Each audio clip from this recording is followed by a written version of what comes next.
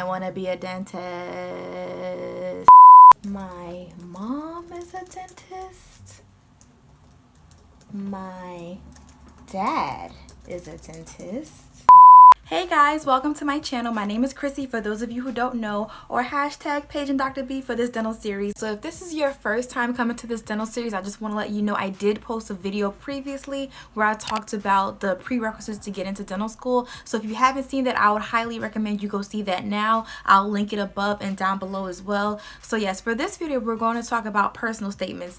Your personal statement is pretty much your time to shine. It's your time to let the people in the admission office know who you are and to put your best foot forward. Okay guys, one thing you want to keep in mind when you're writing your personal statement is to be careful with who you let read it. Have you ever heard the expressions, too many hands stirring the pot? In other words, if you have too many people giving you pointers saying, oh no wait, put this in there, or actually, you know what, take that out, and it's like you have so many different people giving you differing opinions, it can literally stress you out. So I didn't have that experience because I had one or two people read mine over. Since at the time when I was applying, I was 1 year out of undergrad, I asked one of my English professors to proofread my paper. I mean, of course, we all can write legibly at this point and you know how to write a sentence, but it just doesn't help to have somebody proofread it, because how embarrassing would that be if you have grammatical errors in your personal statement? Like, this is a document that you're supposed to be using to apply for dental school. So I personally asked one of my English professors, who was very near and dear to me. She was always willing to help me out. She proofread my paper,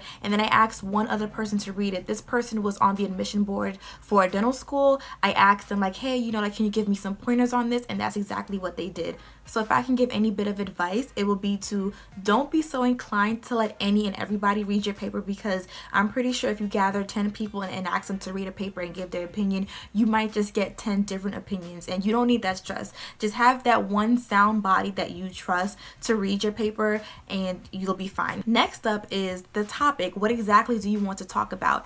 Now, you all can do what I did. I reflected on a personal experience, like my Mission of Mercy experience, and they loved it. I just talked about, you know, my experience and how I went through that, and then I spoke a little bit about myself and why they should pick me as an applicant. Now, you don't have to do it that way. Another experience that like one of my colleagues shared with me was that they had a very important basketball game. Like, you know, everyone was tense, they were stressed out, you know, like they were losing like all of these other games, and then the team pretty much came together. They had a plan, they were driven, and then they were able to take home the win for their team. They used that same dedication and determination to get a common goal done, and that like how they would use that same will and drive for like whenever they're in dental school and like they come across a very difficult time. So oftentimes the stories that people tell, it doesn't have to be the same monotone, I want to be a dentist. Like, we know that. That's why you're here. Like, you know, like try to make it fun. Don't be afraid to show your personality. Like I said before, you know, like if you have a very unique story, tell it and then tie it into dentistry some way, somehow. So what my friend did with her basketball game was that like she was able to flip that story around and say, yeah, like that same will and drive I had when I was playing basketball is like how I go about my daily routine for everything. When I'm in school, when I'm at work, in my personal life, whatever I want, I go after. There's other cases where people reflected on their lack of dental experience. Like, you know, like they came from like a third world country where, you know, receiving dental care wasn't readily available to them, and they spoke on that, and then they made the whole story about whenever they become a dentist, they want to go back to their country and give back. That's an amazing story. Like, that's what they want to see. They want to see that you're going to use your education and give back to the community, because of course dentistry is very community oriented, community based. You have to give back to people, and you're serving people by means of providing quality oral care to them. You know what I mean? So don't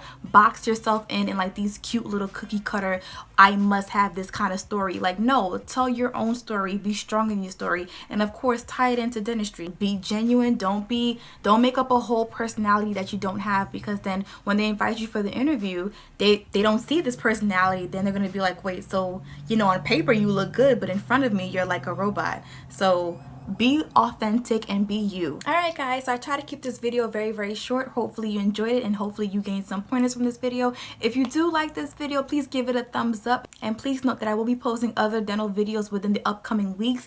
This is a dental series. You guys have asked and I am answering, so yes, thank you for watching, and I'll see you in the next one. Bye. Oh guys, and actually I almost forgot, don't forget to brush your teeth.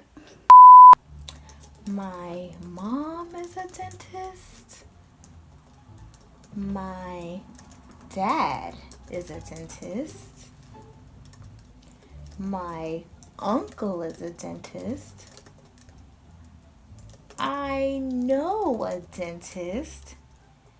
And I want to be a dentist too. Oh yeah. Yeah.